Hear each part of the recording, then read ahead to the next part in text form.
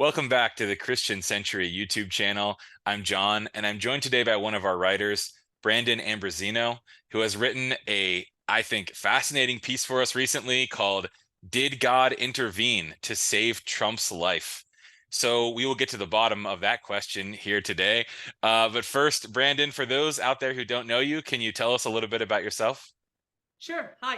I am a theologian and ethicist at Villanova University.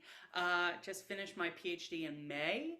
And I currently am a visiting assistant teaching professor in the Augustine and Culture Seminar at Villanova.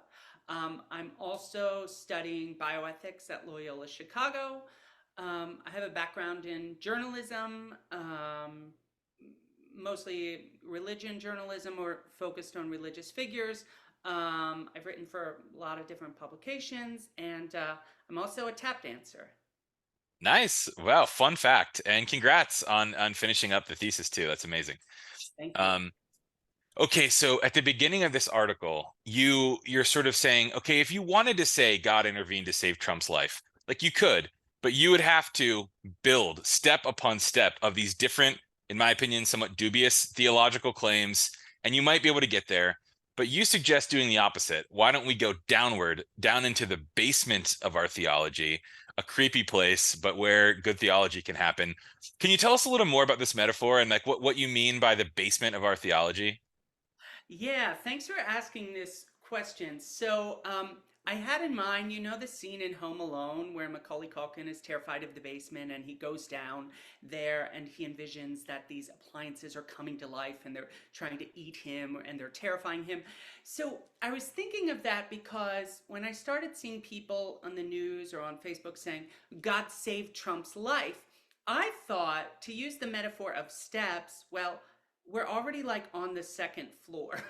But if we go down to the first floor, maybe there we'll ask, is God intervening in the world? But if we go down to the basement, then the really dark question that we ask is, if God could zap the bullet into a different trajectory, did he choose to zap it into the firefighter's head? Right? And so when I say the basement, a basement sort of question, I'm talking about the kinds of questions that when pastors are celebrating from the pulpit that God saved Trump's life, they're not asking the question of whether God murdered a firefighter. But as a theologian, that's the question I'm interested in. And I'm calling it the basement question because it's a terrifying question to ask, and we do not want to ask it in polite company, but it's necessary to ask. The other thing about the basement is the whole structure kind of depends on it, right? So we might ignore it, but it's there, and it's there for a good reason. Thank you. I don't thank you for reminding me of the image of the terrifying oven coming alive in the basement of Home Alone, but or whatever that was. But thank you for that answer. Well, I don't know if this is first floor or basement, but I mean the essay raises so many questions, and some of the ones for me that stood out were these big questions about the nature of God and like, does God have power? Is God omnipotent? What kind of power does God exert? Is God in control of things that happen? Does God intervene, as you said? And there's a million questions I just said. I wondered if maybe one or two of those jumps out to you and you have some thoughts that you'd like to share about this in relation to this assassination or just in general, and when you think about God. Yeah. So easy questions. Thanks for asking them. So first of all, I like to think of God in terms of activity, right? So God is what God does. But now we're asking, what is it that God does in our world? Um, does God have the power to do everything God wants to do in our world? But then we have to kind of tiptoe down the basement, because if the answer to that question is yes, then we have to say, then why did the Holocaust happen? Or why did God, if God can prevent a bullet from, flying into President Trump, why can't God also prevent it from flying into a firefighter? And so it seems like maybe God can't do everything God wants to do, right? So instead of thinking about God's omnipotence, I join with other theologians who are starting to think about God's omnicompetence, that God is capable of responding to whatever bad thing happens in the world on God's own terms, right? So tragedy strikes and it happens to us on its terms. But we have a choice in the matter, and we can happen to that tragedy on our terms, right? We don't have to respond to suffering with the terms that it sets. And so that's kind of what I see God doing, that through all of the world's many tragedies and missteps and misfortunes, God is still kind of very gently inviting the world on to more love. Does that make sense?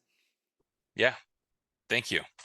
Oh, great job. I know that was a hard question. Very, very hard question. Yeah, And I think so, so, you know, theology is has historically been focused on answers, but I think also the metaphor of the basement is kind of trying to get us okay with asking questions. So it sometimes we don't always have to replace a like a bad question and answer with a good question and answer.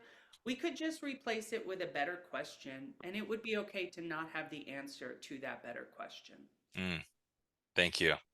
It's good. Final thing. I mean, there's so many themes in this essay we could probably tease out, but near the end of the essay, you draw from Paula Fredrickson and talk about luck, the role that luck might play in the events of the universe, events like the crucifixion of Jesus and the assassination attempt on Donald Trump.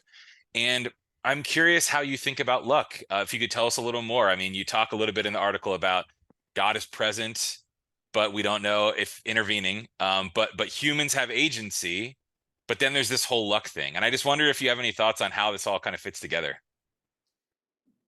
Yeah, it seems like, you know, in the world that we're all kind of experiencing or enduring, it just seems like luck plays a really big role. Just the fact that I was born where I was born, just the fact that my husband and I bumped into each other at the right moment in time.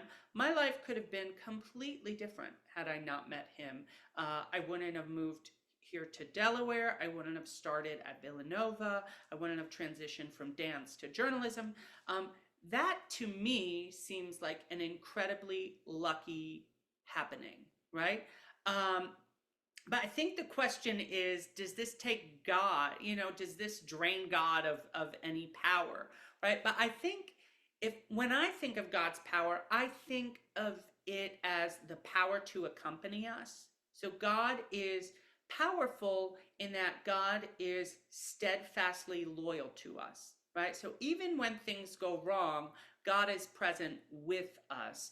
Um, Elizabeth Johnson asks in an essay, is God's compassion wide enough for a bear? Right. And she's talking about in this, it is this essay, I believe, you know, when things go wrong, right? It might be helpful to bring the incarnation into this, right?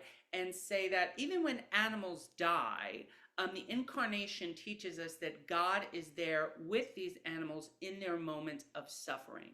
So I can't really explain what happens in the universe. Some physicists could be right and everything could be predetermined. It doesn't seem to me that that is the case. And also, it doesn't seem that that's a helpful way to live, even if that is the case, right? But it just seems like almost everything that happens has a factor of luck in it, right? Where we're born, the kind of parents we're born to, the kind of jobs we land, right? Now, I've been applying to jobs for the last year, you know. So, there's so many AI programs that just sift through candidates, right? If you get through a job application process, there's a lot of luck in that, right? So I think I take luck as a starting point, and then I say, all right, now how can God still God in this sort of way, given that our world is a lucky and unlucky one? Thank you. Thank you for naming part of your own journey too. You made me think of, I met my wife in the comment section of a blog, And it just, I mean, it just, there's been times in my life I've thought about it as like a miracle. And probably though, it's just really, really good luck, right? But also maybe it's hard to delineate those two things at the end of the day. Anyway, thank you so much for sharing about this article. It's been great to chat with you. Yeah, Um, you too. I appreciate it. yeah, for those out there who haven't gotten to read it yet, you can find the link below in the video description to the article, Did God Intervene to Save Trump's Life? There'll be a couple other links down there too where you can check out more of Brandon's writing. His dissertation, where he teases out the ethical and theological implications of camp theory, will be below. And also, he writes a column for US Catholic on kids' theology. You can check that out as well. Thanks for talking today, Brandon.